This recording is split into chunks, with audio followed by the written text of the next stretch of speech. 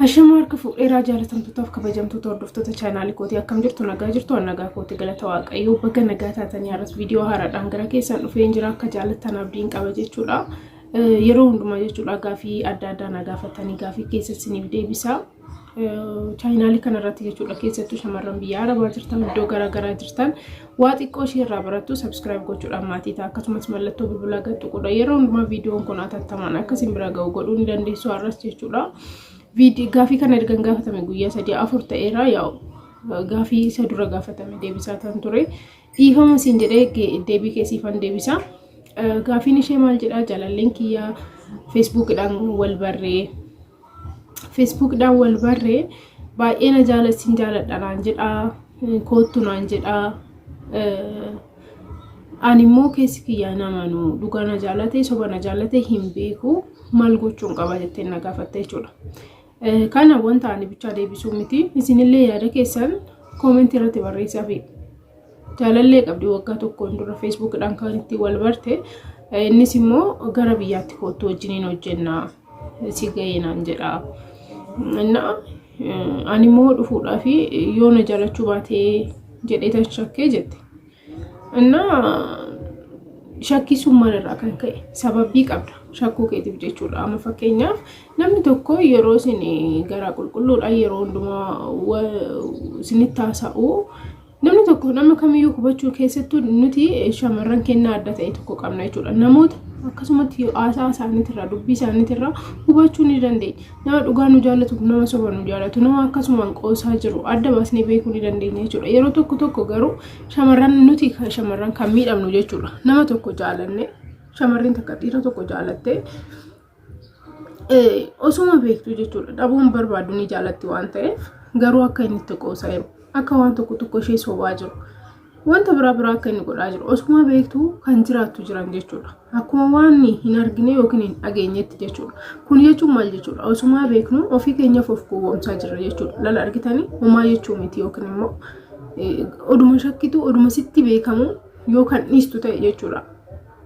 Kun homaa tokkoyyuu akka inni isin jaalanne hin beekta. Akka inni waan biraa godhaa jiru oduma hubattu garuu situ jaalata waan ta'eef shamarran hedduun jechuudha akka naamali isaanii. Jaalalleen isaanii shamarree biraa waliin jiraachuu danda'a. Wanta biraa gochaa jiraachuu danda'a garuu osuma beekanuu caluma jiran jechuudha. Amma shakkisuun kan akka keetis kanaaf wal fakkaata jechuudha.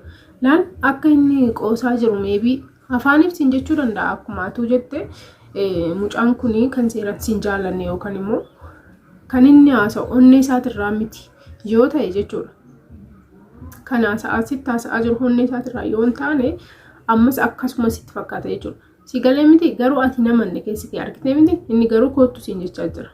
Kana jechuun immoo wayiifuu keessi kee naman akka kiyyatti jechuudha. Ani nama natti qoosaa jiru shamarran hedduun hundumti keessanuu ni beektu. Nama isinitti qoosaa jiru nama dhugaa siin jaalate nama akkasumaaf akkanumaan isinitti haasa'u homaafuu osoo hin taane jechuudha.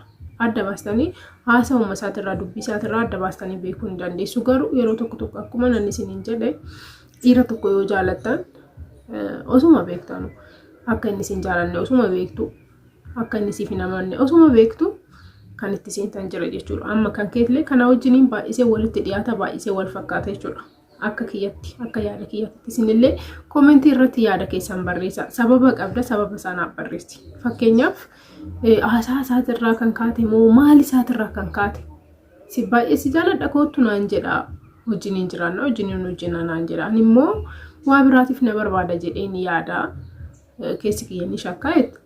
Sababa shakkituuf qabdaa mitiire sababa qabda waan ta'eef sababa kanaaf immoo ani na shakka naan jedhi natti himi malee amma laalime baazawee akkuma duratti isiniin jedhaa jiru biyya Arabaa keessa turuun keessan gaarii miti waan ta'eef galtus rakkoon qaba jedhee yaadu murteessi garuu immoo isaaf jettee yookiin immoo isa wajjin jiraachuudhaaf jettee osoo hin taane nagaheera kana booddee hojii nagaa kana booddee akkasitti jiraadha jedhe ofii keetii karoora godhadhuuti gara biyya keetii kootu malee mucaa sana abdattee isa bira dhufuudhaaf yookiin immoo isa wajjin jiraachuudhaaf jettee yoo dhufte gaafa inni as dhuftee tommoo sitti jijjiiramu hedduu hiriyoota hedduun qabaan hedduu jechuudha.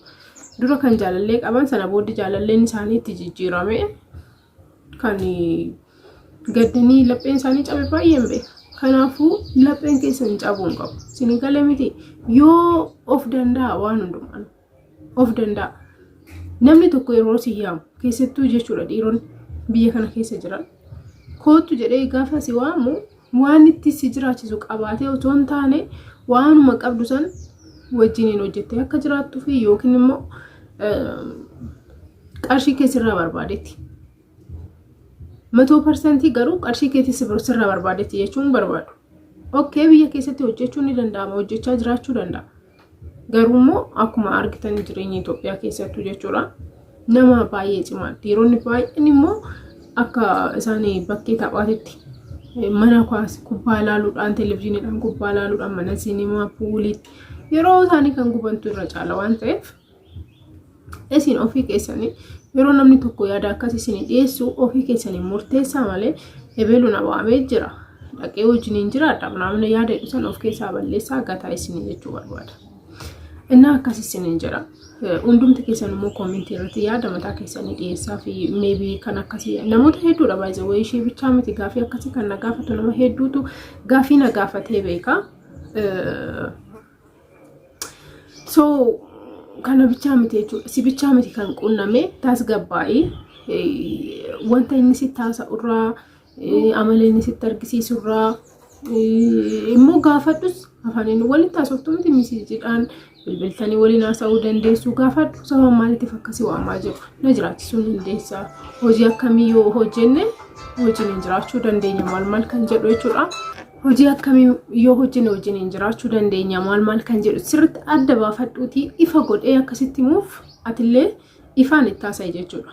Innaa wanta shakkii jedhu san immoo of keessaa balleessi yaada akkamii akkasii qabu jaalala akkamii akkasii qabu seeraan adda baastee ta'u gaafachuu hin dandeessa jechuudha. Ana akkuma isin baay'ee way gaafii kana bichaa miti kan gaafatame waa'ee jaalalaatiif jechuudha. Ijoollee hedduudha gaafii garaagaraa kan na gaafatanii keessanillee isiniifan deebisaa akkasumas immoo eksperiiyaansii ofii keessanii keessa dabartan warri koomentii jalatti yaada keessan barreessitan ana wanta akkasii na qunname beekaa maal jechuudhaan akka koomentii barreessitanii isaan immoo irraa baratan nan barbaada jechuudha.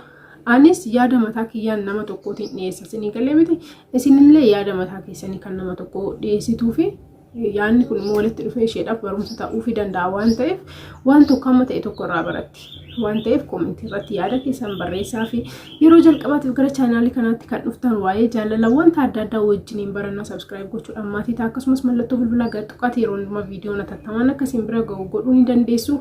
Galatoomaa sinan jaaladha viidiyoo itaan nama wal arginutti nagaannaaf tura.